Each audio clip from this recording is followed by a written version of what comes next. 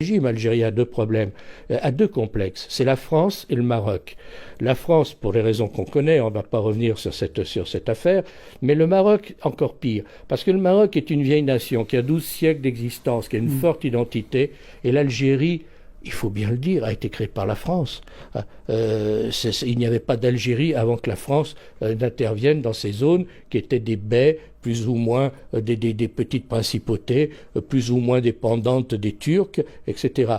Bon. Et donc, il y a une haine et une jalousie à l'encontre du Maroc qu'on ne peut pas imaginer, notamment de la part du régime algérien, qui n'a jamais été capable de définir l'identité de son peuple. Est-ce que c'est un peuple arabe? Est-ce que c'est un peuple musulman? Est-ce que c'est un peuple arabo-berbère? Je pense que ce régime, dans tous les échecs qu'il a eus, a aussi un échec identitaire. C'est-à-dire qu'il n'a pas donné une identité à son peuple et il ne se positionne que par rapport ou que face à deux pays qui sont la France et le Maroc. Et donc, c'est dans les gènes du régime algérien. Séparatiste, mais l'Algérie, elle est un peu comme le lapin du Racel. Elle continue à entretenir par haine du Maroc, comme il y a aussi une haine de la France en Algérie. Il y a deux pays que le régime algérien, ou que les régimes algériens qui se sont succédés depuis l'indépendance ne supportent pas, c'est la France et le Maroc. Parce que, alors le Maroc, on comprend très bien, il y a un complexe. Le Maroc est une vieille nation avec une vieille civilisation, avec une vieille unité nationale qui regroupe les Berbères et les Arabes et qui se sont mixés. Et parce que, alors le Maroc, on comprend très bien, il y a un complexe. Le Maroc est une vieille nation avec une vieille civilisation, avec une vieille unité nationale qui regroupe les Berbères et les Arabes et qui se sont mixés. Et là, il s'en sort beaucoup mieux. D'ailleurs, à un moment, ils avaient parce que il y a eu la fermeture des frontières et puis une réouverture des frontières. En l'espace d'un week-end, des millions d'Algériens sont venus au Maroc et ils ont acheté à peu près tout ce qu'ils trouvaient.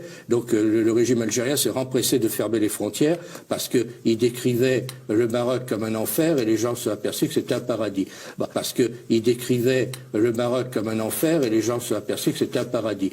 De sécurité, parce que toutes les grandes puissances savent que c'est un conflit qui n'aboutira jamais, que le Maroc est chez lui au Sahara et que personne ne veut d'un État indépendant au sud du Maroc.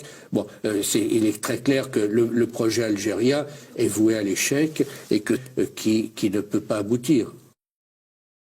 Et c'est un argument dont il est difficile de parler quand on ne connaît pas l'âme profonde de ces deux peuples. Lorsqu'on ne connaît pas l'âme profonde du peuple algérien, lorsqu'on ne connaît pas l'âme profonde du peuple marocain, les Algériens font un complexe d'infériorité par rapport aux Marocains. Ils font un complexe d'infériorité car ils ne sont en fait que des parvenus de l'histoire.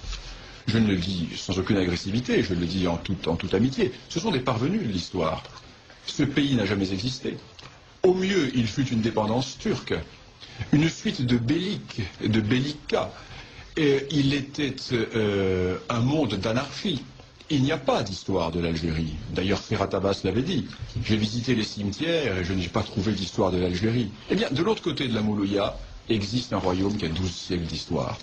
Lorsque Hugues Capet est élu roi de France en 987, la dynastie marocaine a déjà un siècle et demi d'histoire. Donc nous sommes en présence d'un très vieil État. Et les Marocains ont toujours joué maladroitement. Parce que ce sont des gens bien élevés, ce sont des gens polis, ce sont des gens qui, sûrs de leur bon droit, ont pensé qu'ils pouvaient discuter avec les Algériens comme on discute entre gens bien élevés. Or, ils ont eu en face d'eux des gens qui n'appliquaient pas les règles de la diplomatie traditionnelle et qui étaient restés peut-être dans cette politique des ouvertures barbaresques ou du rapt ou de la piraterie, mais non pas dans les usages qui étaient les usages classiques de la vieille diplomatie. Et les Marocains se sont trouvés du jour au lendemain pris par cette réalité algérienne et ils commencent à comprendre maintenant que l'on ne négocie pas avec l'Algérie comme on négocie avec l'Espagne ou avec la France, pays de vieille civilisation, de vieille tradition politique. Alors,